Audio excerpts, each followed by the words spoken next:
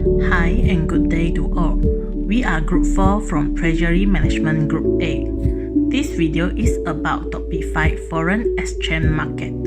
Firstly, let me introduce the presenter for Topic 3, which are Lim Jiaqi, Onn Mei, Chia Song Gim, Gan Ching Hoi, and Lau Ping Ping. In this video, we will share information about the concept and characteristics, the structure and mechanics, global foreign exchange, practice in Malaysian foreign exchange market, exchange control regulations, and the risk in foreign exchange transactions. Our Facebook page name is BWBB 3073 Treasury Management Group 4, and our Instagram name is Management Treasury. Please feel free to visit, like, and share our Facebook and Instagram page to get more information about the foreign exchange market. Now, let us start the presentation from Chia Song Gim. Hello everyone, my name is Chia Song Gim and my matrix number is 261918. Now I am going to present the concept, characteristic, structure and mechanics of the foreign exchange market. First of all, I will explain the concept of the foreign markets. The foreign exchange is the exchange of a currency of one country for the currency of another. In short, it's a system for dealing in the currency of other countries. Whereas the foreign exchange market is the market where one country's currency is traded for another's.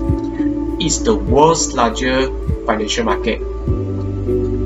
For the foreign exchange rate, is the price of one country's currency expressed in another country's currency.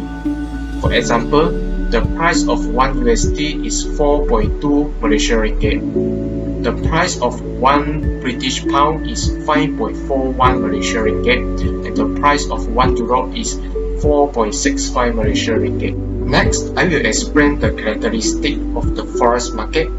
The first characteristic is the forex market is a highly liquid market.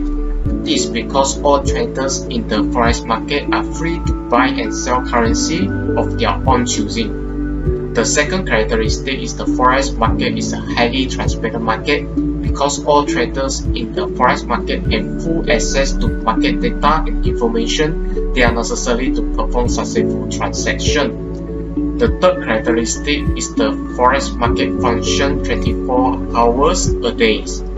This means that all traders in the forex market has the opportunity to execute trades 5 days a week and have enough time to make adjustment whenever any opportunity arises. The last characteristic is the forex market has a very low trading cost. Therefore, in this market, there is no commission like any other investment. In addition, I will explain the structure of the forex market.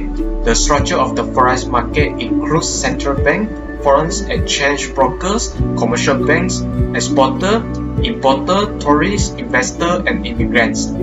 They are the main participants in the forex market. At the bottom of the pyramid are the actual buyers and sellers of foreign currency, namely exporter, importer, tourists, investor, and immigrants. They are actual users of the currency and approach commercial banks to buy it. The commercial banks are the second most important organ of the foreign market.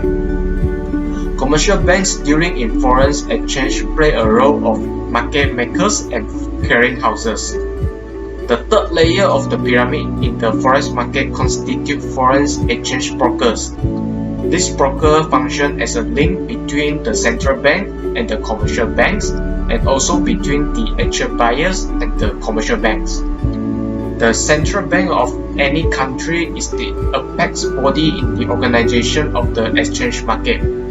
They work as the lender of the last resort and the custodian of foreign exchange of the country. Furthermore, I will explain the basic and general mechanics of the forex market. Firstly, the direct quotation is an exchange rate, which means that the foreign currency is the commodity currency and the local currency is the reference currency. So, direct quotation is one foreign exchange unit equal to X home currency units.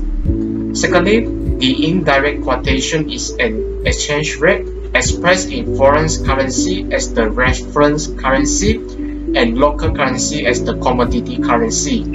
With this, indirect quotation is one home currency unit equal to X foreign currency units. Thirdly, when selling TTOD, the customer pays Malaysian ringgit to bank and gets USD either by telegraphy transfer or check and draft. Since the bank gets Malaysian ringgit from the customer, bank does not face any risk of currency fluctuation because Malaysian ringgit is our own currency. Next, when buying TT, the customer pays USD by telegraphy transfer to bank and gets Malaysian ringgit. Same as selling TTOD, bank does not face any risk of currency fluctuation because Malaysian ringgit is our own currency. Lastly, when buying OD, the customer pays USD by check of draft to bank and gets Malaysian ringgit. Unlike selling TTOD and buying TT, the bank faces risk of currency rate fluctuation. Hence, if the customer uses buying OD rate, he gets less Malaysian ringgit than he uses buying TT. This is because the bank offers lower price in order to compensate the risk of rate fluctuation. Hi, I'm Gan Ching Hoi 263246, and now I want to present the path of global exchange market in this worldwide. So the first thing I want to introduce the function of foreign exchange market, which is involved in the global exchange market and participate by all the nations from all over the world, which is standardized on most. So the first thing of the function of foreign exchange market is about the transfer function, which means the transfer function or the transfer transactions involved by different countries with using their own different currencies. So the currencies which is being used is totally different according to the nation involved differently. So the basic and the most visible function of foreign exchange market is the transfer function from one country to another country for the settlement of payments, export payment, and or import payment. So it includes the conversions of one currency to another currency. So an example, exporter of India, they want to buy goods or something else from the USA, which is outside of their countries, and the payment need to be made in dollars currency. So in this, the transfer function will be used as the Indian commercials or Indian businesses need to pay in using the dollars currency and to pay to the US business, which will include the use of credit instruments such as bank drafts, bill of foreign exchange, and other telephone transfer as well. So now I want to introduce the second function, which is credit function. The credit function is just like a short-term credit. It's just like a loan, but not totally it's a loan, and it's provided to the importers so that importer can to facilitate the smooth flow of goods and services that they want to import from other countries as well. So the importer can use this credit to finance the international transactions and international purchases. So such as Indian companies want to buy a machinery from the USA, but it do not pay at the moment. So he can pay for the purchase by issuing the bill of exchange first in the foreign exchange market. So basically the period of the issuing of a bill of exchange market is 3 months maturity. So when he get the things, then transaction will be paid and done. So the next is about the hedging function. So the hedging function is about in the foreign exchange market, which is they want to hedge the foreign exchange risk. They want to get away the foreign exchange currency risk, as we cannot determine and expect how some of the currency we hold will be increased higher or decreased lower, which will be make them lose in holding some of the currency as well. So the hedging function will be conducted to help them prevent the loss which is minimized. Okay, so now I want to describe why US dollar become one of the main global currency in this global currency market that have been used by all of the countries in this world. So a global currency is one of the currency that accepted by many countries in this world as using the global currency as for their currency reserve.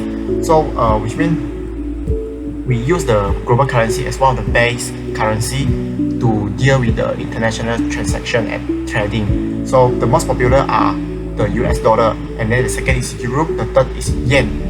So another name of global currency is the reserve currency lah. Okay, then according to the International Monetary Fund, we can know that US dollar is the most popular in the global currency market. They have been used by many countries, and we can know that US has a strongest economic that will influence all the market in this world as well as global exchange foreign market.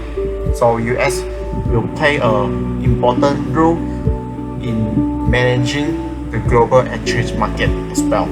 Thank you.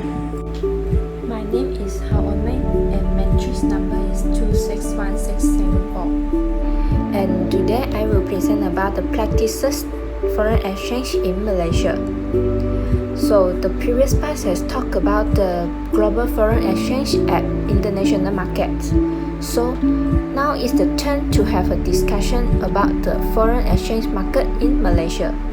As you know, foreign exchange market is an over-the-counter marketplace to determine the foreign exchange rate for the foreign currency. So how the foreign exchange market works in Malaysia and how them has been regulated will be talked in the next part. They have two types of foreign exchange marketplace in Malaysia, which consists of interbank market and the retail markets.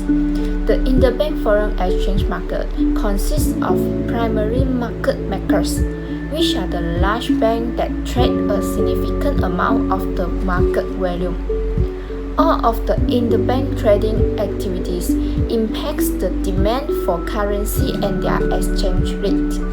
However, the primary market makers, which are the large banks that execute a significant amount of the foreign exchange trading volume, they provide the baseline exchange rate that all other trade pricing is based on.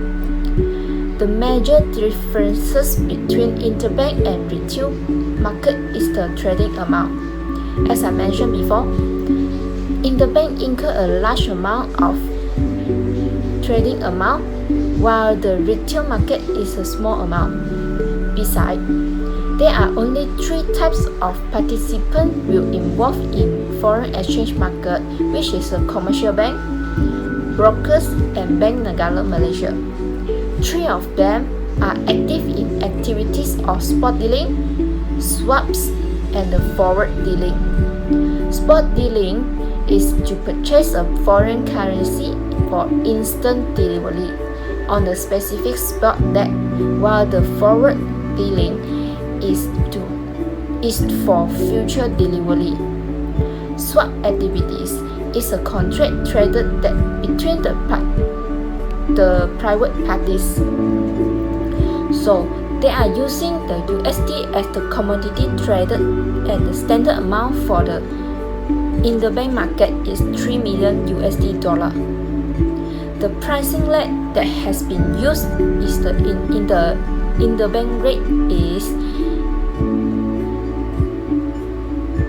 and it refers to the interest rate charged when bank conduct wholesale transactions in foreign currency with bank in other nations. The settlement date for the interbank market is on the spot, which refers to the day when a spot transaction is typically settled. This meaning that when the funds involved in transaction are transferred on the spot. Next, the second types of foreign exchange market in Malaysia is the retail market. Retail market is a small segment of the largest foreign exchange market where individuals speculate on the exchange rate between the different currencies. Retail markets involve commercial bank, exporter and importer, corporation, investor, traveler, and the Bank Negara Malaysia as the participants. All of them are traded on the buying and selling the foreign currency in the form of spot dealing or the forward dealing. They are more prefer to use the foreign currency to change for local currency. For example, a traveler from China will use the renminbi to change the ringgit Malaysia for his travel purpose in Malaysia. Of course, a Malaysian also can use the ringgit Malaysia to change with any other foreign currency for their purpose. There are no standard trading amount for the retail market because it can be traded by any amount. All the participants are trading their currencies based on the daily different commercial rate in the retail market. They are also can do the transaction by the any time that they want. Both types of foreign exchange market need to comply with the exchange control regulation that will be discussed in the next part. That's all from me. Thank you. Hi and good day to Doctor and my fellow friends. My name is Lim Jiaqi and the MAC number is 261717. Next, I will present about the exchange control regulations. For your understanding, the exchange control are limitations imposed by the government on the purchase or sale of currency. These controls allow countries to better stabilize their economies by limiting the flows of currency in and out of the country, which will create exchange rate volatility. In Malaysia, the foreign exchange control is governed by the Exchange Control Act 1953. The controller of the foreign exchange is the government of Bank Negara Malaysia, who also act as the foreign exchange dealings regulator in Malaysia.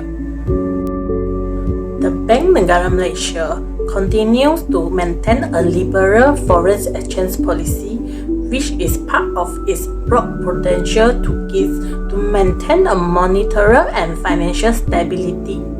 Besides, the Bank Negara Malaysia is committed in ensuring foreign exchange policy continue to support and enhance the competitiveness of the Malaysian economy through the creation of a more supportive and facilitative environment for trade, business, investment activity, domestic and cross-border real economy activity. According to the laws of Malaysia Act 17, the Exchange Control Act 1953, revised in 1969, is an act to confer power and impose duty and restriction in relation to gold, currency, payments, securities, debt, and the import, export, transfer, and settlement of the property and for the purpose connected with the matter aforesaid. Bank Negara Malaysia is accountable for the administration of the Exchange Control Act and the government of Bank Negara Malaysia to be the controller of the foreign exchange and appoint other officers. For the exchange control policy, the exchange control regulation in Malaysia are directed at monitoring the settlement of payments and receipts, as well as encourage the use of country's financial resources for productive purposes. There is generally free mobility of inward and outward movement of funds, subject to the statistical requirement of completing Form P for payment and Form R for receipt for the transfer exceeding the equivalent of 10,000 ringgit. There are also a few prudential regulations covering approval requirements for large borrowing from abroad as well as overseas investment by the resident. For more information and details on the foreign exchange control, please feel free to visit the website of the Exchange Control Act 1953 and the website of the Foreign Exchange Control Guidelines by the Bank Negara Malaysia. That's all from me. I will pass it to my friend Lau Ping Ping for the next subtopic presentation. Thank you. Good day everyone, my name is Lau Ping Ping, normal metric 263613. Did you all know that there are various major risk factors that emerge in foreign exchange transactions? The major risks are such like currency risk, trading exposure risk. Trading exposure risk can be divided into 5 main types, which are market risk, credit risk, liquidity risk, operational risk, and lastly, legal risk. Firstly is the currency risk. Currency risk means the vulnerability of institutions to charge in the rate of exchange of a foreign currency. There are 3 major types of currency exposure risk, which include the risk of transactions, translations, and economy. Secondly is market risk. Market risk happen due to the price directions and volatility. Thirdly is credit risk. It refers to the failure of counterparty to settle contractual obligations and may be due to the one party being insolvency as well as having liquidity problem. Credit risk can be divided into 2, pre-settlement risk and settlement risk. Thirdly is the liquidity risk. This kind of risk is referring to the inability of unwind existing exposure. Market liquidity risk and funding liquidity risk are the 2 main basic types of liquidity risk that occur in a foreign exchange transactions. Next is operational risk. Operational risk is the impact of non or wrong settlement or lack of proper documentation. Lastly, legal risk is the kind of risk that an institution may encounter punitive legal actions due to a variety of reasons such as default of a contract, insolvency, or bankruptcy. Thank you, that's all for our groups. Hope it is useful for you in the future. Make sure you guys do like, share, and subscribe.